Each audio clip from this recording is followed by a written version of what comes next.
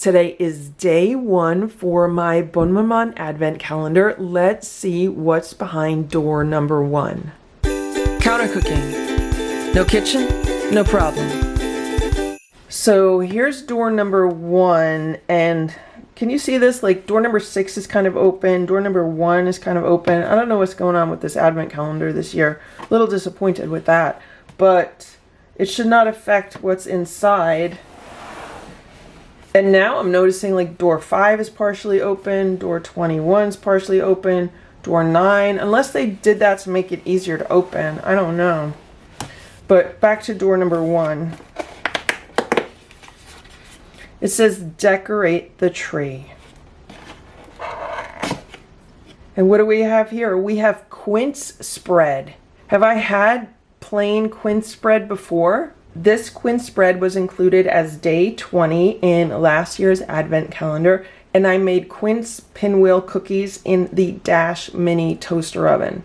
I'll post a link to that below. I'd like to see if I can make a bread pudding in my CWC toaster oven. So what I have here is what's left of a loaf of sourdough bread. I got this at the Whole Foods bakery, and I don't know if you could see this. It is like almost like a rock. Like the inside's still fairly soft, but the outside is like a rock. So what I've been doing the past few days, where it's obviously been stale, is I've been just cutting slices, toasting them, which makes them much softer, and eating them that way. I really would like to see if I can make a bread pudding out of this. So I'm gonna cut off a slice if I can, and then cut the bread into smaller pieces and put it in a little pan. So I was able to cut it in half this way. And here's a little stainless steel baking pan. And I think what I'm just gonna do, I don't even know if I can. I mean, this is how hard this bread is. I'm just gonna like tear off pieces of it.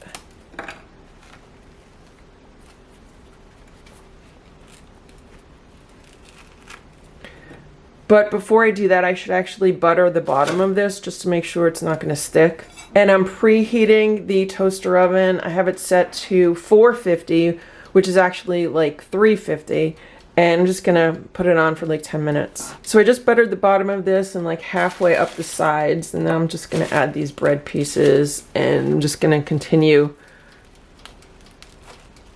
breaking this bread into pieces.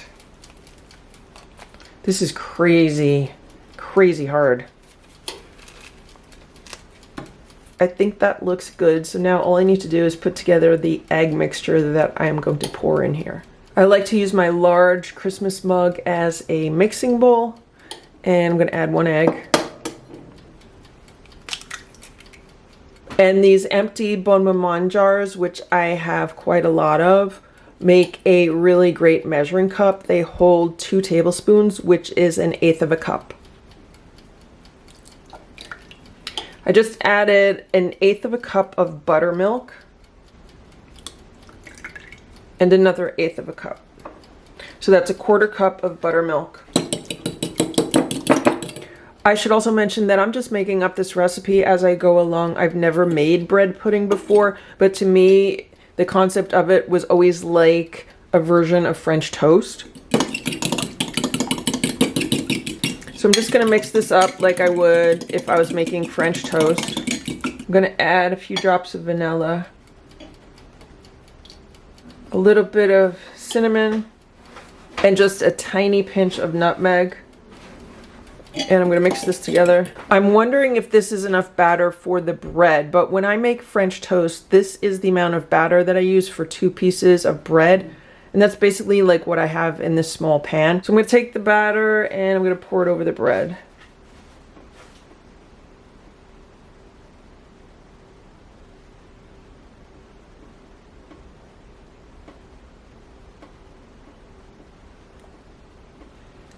And that actually looks like a very good amount. Here's my toaster oven. It's been heating up for the past 10 minutes. It is very hot.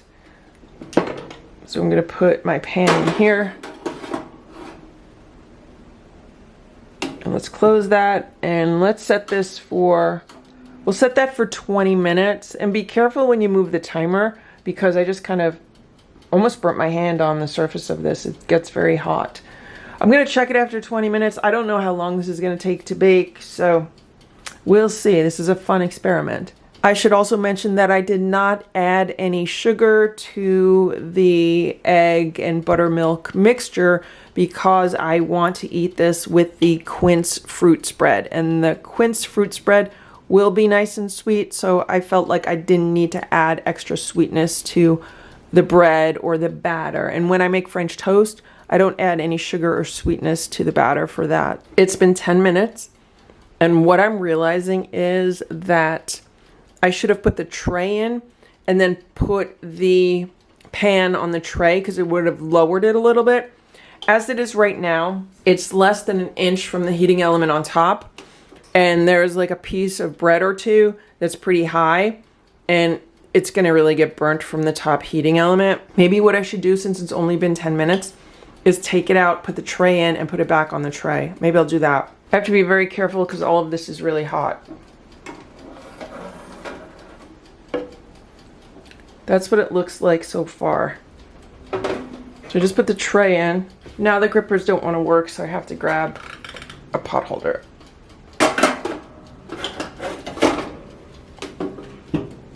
I think that'll be better. Let's put it back to 20. Let's put it back to 20, and that'll be like 30 minutes total, and we'll see how it comes out. It looks like it's baking nicely so far. So it's been another 12 minutes or so, so we're at about 22 minutes, and I just came inside. I need to take this out. It looks like it's really, really brown. It looks like it's done. This is how it looks. It smells delicious. Some people say bread pudding is done when it pulls away from the side, except we're kind of stuck. So there does look like there is some sticking to the bottom. So I probably should have used some more butter, but I think that's okay. And if we check the internal temperature, we're like way above where we need to be. So this is definitely done.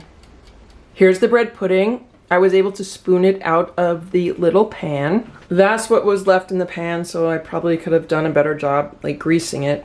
It looks really good. And now I'm gonna take my fruit spread, and I just realized I never even just tasted it by itself. Yeah, I remember it had kind of like just a nondescript sweet taste. That's why I thought it would go good with bread pudding. So I'm gonna just kind of spread it on top of this.